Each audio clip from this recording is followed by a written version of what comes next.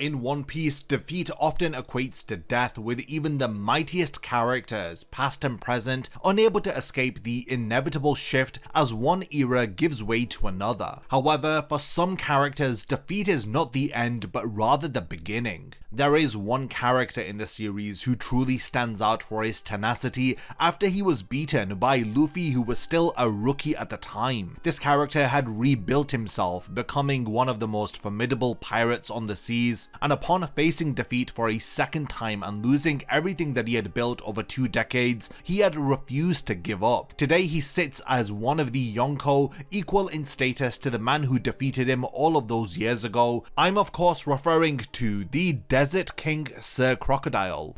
Crocodile takes on a very unique position because undeniably he is a villain, as he has tormented, starved and murdered a country's population in order to overthrow its royal family while portraying himself to be their savior, but at the same time he has been a reluctant ally to Luffy and an adversary to arguably the even crueler world government. Crocodile's motivations, intentions, dreams and actions remain largely mysterious even as he ascends steadily within the hierarchy of power in the world. In this video, I'm going to be diving deep into the character of Crocodile, breaking down and analysing absolutely everything that there is to know about him, as we examine his past actions in order to better understand his goals and motives, and what his role may be in the future of One Piece. So without further delay, let's get into my breakdown and analysis of Sir Crocodile, as we begin from the very beginning of his story. Crocodile was introduced as the main antagonist during the Alabasta arc, and he had quickly established himself as a formidable adversary for Luffy and the Straw Hats to overcome. While we don't know much about Crocodile's past, we can assume that he was the type of pirate who had wanted to seek power and recognition. After witnessing the execution of Goldie Roger at the age of 22, Crocodile set out to sea in pursuit of the One Piece, and he had joined the tens of thousands of others at the dawn of the golden age of piracy. He quickly distinguished himself as stronger than most, as he had navigated the perilous waters of the New World, and he had quickly earned himself the title of Warlord of the Sea, working under the world government. However, Crocodile's rise was marred by a significant defeat at the hands of Whitebeard, which had shattered his dreams and steered his direction towards a path which was marked by bitter resentment and ruthless ambition. Following this defeat, Crocodile shifted his focus from the New World to the political conquest of Alabasta,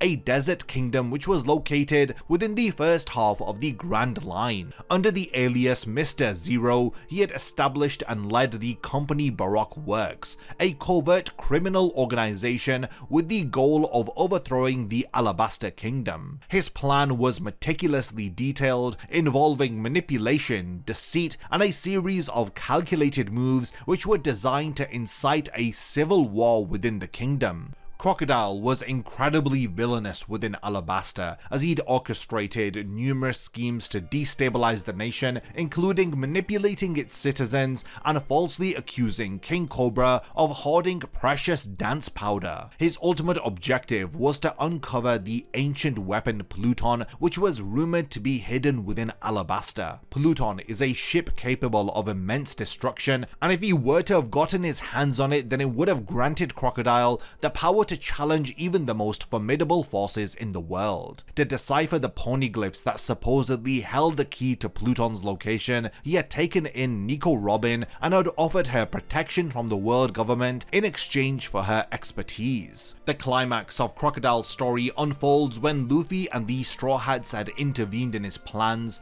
and although Crocodile initially managed to defeat Luffy multiple times, Luffy had ultimately triumphed in their final battle, and he had shattered Crocodile's ambitions for a second time. This defeat led to Crocodile's capture and imprisonment within Impel Down, the infamous underwater prison. However, Crocodile's story doesn't end here, because during the Impel Down arc, he had formed an uneasy alliance with Luffy in order to escape from the prison. This alliance was forced by Emporio Ivankov, who had some unknown leverage over Crocodile, hinting at a mysterious past between them that has yet to be fully fully revealed. Despite their tumultuous history, the goals of both Luffy and Crocodile were briefly aligned, and it showcases Crocodile's practical nature as he doesn't allow his emotions to rule over him. After their escape, Crocodile played a major role in the Marineford War. While his initial motivation was revenge against Whitebeard, his actions during the war displayed a complex mix of personal vendetta and opportunism. He had attacked Whitebeard, but when that had failed, he had turned his attention to other targets, which had included Dracule Mihawk, Donkyo Doflamingo, and even Admiral Akainu, as he had saved Luffy's life in the process. Now, following the events of Marineford, Crocodile and his loyal partner Daz Bones Mr. One had ventured into the New World.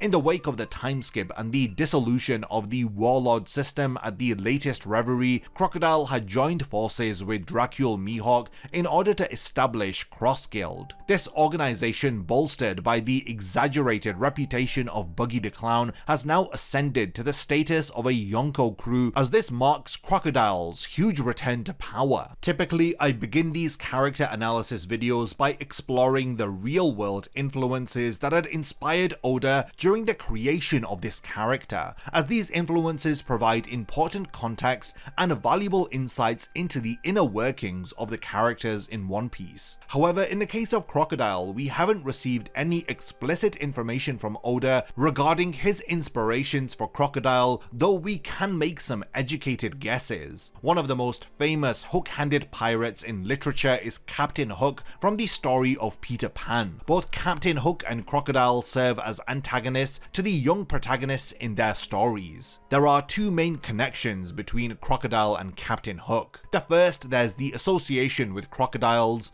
In Peter Pan, Captain Hook loses his hand to a crocodile and ultimately meets his end in its jaws. In One Piece, Crocodile's name directly references the animal, thus creating a bit of a thematic link between the two. The second connection is found in the 1953 adaptation of Peter Pan, where the story's climax involves the imminent detonation of a time bomb. This is a situation that is reminiscent to the climax of the Alabasta arc. Another possible influence on Crocodile's character is the James Bond villain Blofeld, a criminal mastermind who presents a facade of nobility while orchestrating global conflicts in pursuit of weapons of mass destruction. Like Crocodile's Baroque works, Blofeld's criminal organization utilizes a system of numbering its executives by importance. Additionally, Blofeld is known for his prominent facial scar and his tendency to create elaborate death traps which involve exotic animals, and these are both traits that are shared by Crocodile. Given the fates of Captain Hook and Blofeld, it's possible that Crocodile could meet a similar end before the end of One Piece. However, unlike Crocodile's literary and cinematic counterparts, there have been hints of potential redemption for Crocodile in One Piece, which suggests that his story could take a different path. Now that we know Crocodile's story and the inspirations for his character, let's now have a look at his personality. Crocodile is a complex character blending charisma, ruthlessness, and a disillusioned sense of ambition. Unlike many other villains in One Piece, his motives are not rooted in sheer malice, but in a realistic worldview that is shaped by his past experiences. His defeat by Whitebeard had left him with a profound sense of failure, which has significantly influenced his cynical outlook and his actions.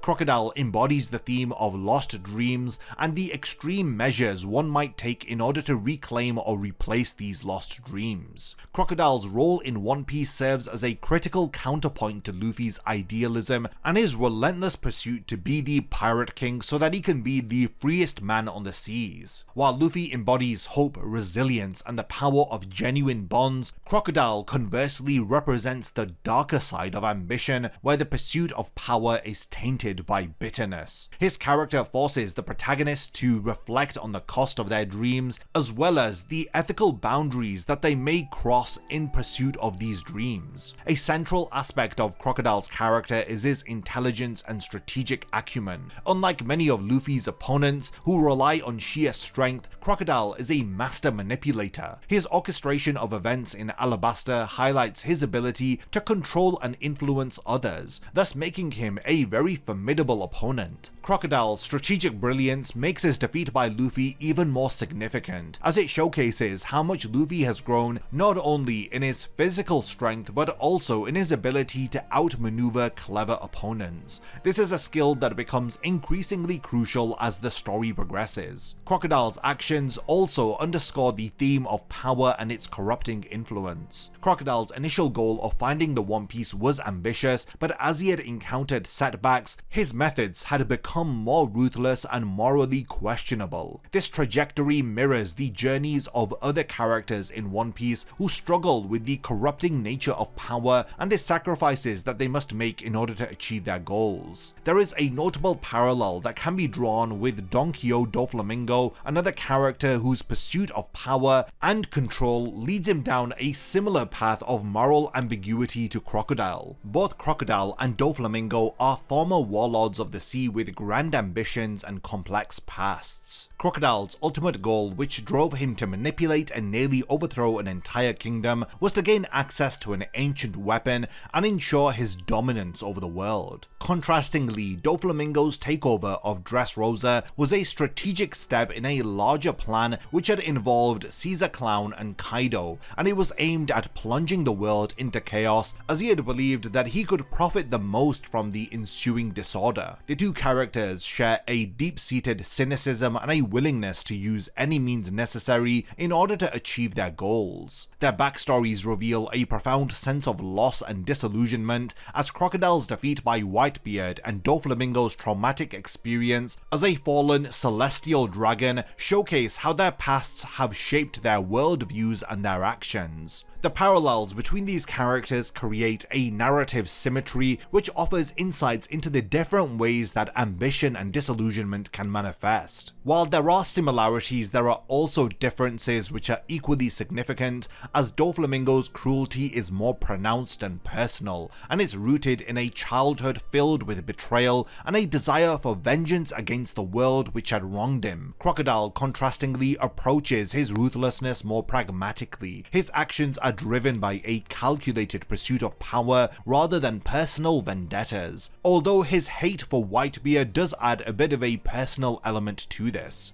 Crocodile's partial redemption arc also distinguishes him from Doflamingo. While Doflamingo's downfall felt final and just, Crocodile's journey post-defeat leaves room for ambiguity and potential growth. His alliance with Luffy during the Impel Down arc and Marineford arc hints at a capacity for change with his character, or at least he's willing to get along with former adversaries for the sake of a common goal. Thematically, Crocodile represents the dangers of allowing failure to define one's future. His initial dreams, while ambitious, were not inherently malevolent. However, his response to failure had led him down a very dark path, and it serves as a cautionary tale within the larger story of One Piece. This emphasizes the importance of resilience and the ability to adapt and grow from setbacks rather than being consumed by them. The future role of Crocodile in One Piece remains one of the series' most intriguing mysteries. Although unofficial, he and Mihawk essentially hold the status of Yonko, with Buggy serving as their figurehead. This positions them among the most powerful individuals in the world, with vast resources at their disposal and a chaotic sea which is ready for their influence. Given Crocodile's complex character development and the unresolved elements of his past, several potential paths for his story do exist. One possibility is that Crocodile might continue to expand his influence in the New World, using his strategic mind and past experiences to truly solidify his position as one of the new generation's emperors. His knowledge of ancient weapons and the global political landscape could make him either a valuable ally or a formidable enemy, depending on the circumstances. Another role for Crocodile's character is as an anti-hero or reluctant ally to Luffy and the Straw Hats. The grudging respect that he has shown for Luffy's strength and determination could evolve into a more collaborative relationship, especially if their goals align once again. This dynamic of teamwork could add depth to future story arcs, showcasing Crocodile's potential for redemption and the ongoing theme of unlikely alliances in the story. Crocodile might also play a critical role in the the eventual confrontation with the world government. His knowledge of ancient weapons and the world's secrets could make him a key player in the final battle in the series. His pragmatic approach and strategic mind could provide the Straw Hat Pirates with invaluable insights and help, thus emphasizing the importance of his intelligence alongside the sheer strength that he possesses. Additionally, there is Crocodile's potential links to the Revolutionary Army, which could be further explored by Oda. Given his rebellious nature and his disdain for the established order of the world, it would not be surprising if he had found a common ground with Dragon and his revolutionaries, which realistically could happen if Crocodile sees personal benefit for him by forming an alliance with the Revolutionary Army. This team up could add a new dimension to the fight against the world government, as it showcases the diverse range of characters and their different motivations united in the struggle for freedom. So after all of this, we can confirm that Crocodile's character arc is far from over, and his multifaceted personality, his sharp strategic mind, and his potential for both villainous and redemptive story arcs make him a captivating figure whose future actions could massively impact the direction of the story. Whether if Crocodile decides to become a formidable adversary, a reluctant ally, or a crucial player in the battle against the world government, his ongoing presence in the story is sure to add depth and complexity to the events that we have yet to see. We've now reached the point of the video where I want to hand over the discussion to all of you. What are your thoughts about my complete breakdown and analysis of Sir Crocodile? I'd love to know all of your thoughts, so definitely continue the discussion in the comments. Be sure to let me know if there's anything that I've forgotten to mention about Crocodile's character, and lastly, thanks for making it to the end of this one, and I cannot wait to see you in my next One Piece character analysis video. A massive thank you goes out to all of my amazing Patreon supporters for helping to make this video possible. If you also want to support the channel and see your name in the end of my videos, then check out my Patreon, which has loads of perks like early video access and so much more. Thank you for sticking around till the end of the video, and whatever you contribute will mean a lot to me.